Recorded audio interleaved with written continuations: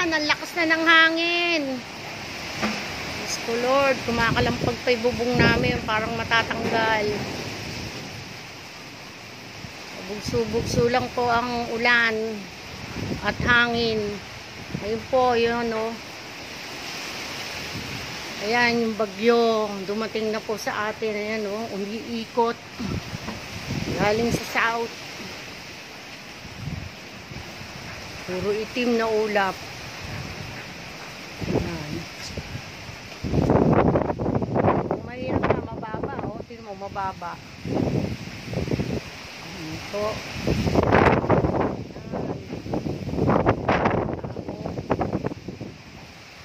Dito po ako sa third floor namin. Tinitingnan ko yung ano ng aming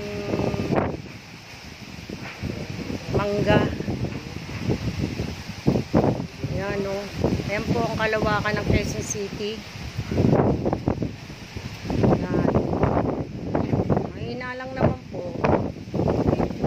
Tumitigil naman siya. Pero sabi, hanggang mamaya pa ro yan ha. Alas 7 ng gabi.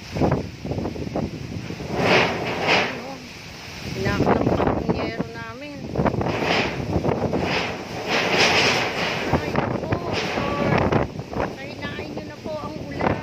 Ang hangin. Ulan. Para matatanggal na yero namin. Ayan. Lakas po. Lord. Lakas.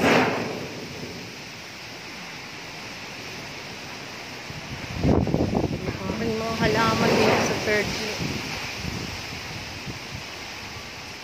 Ang lakas. Grabe.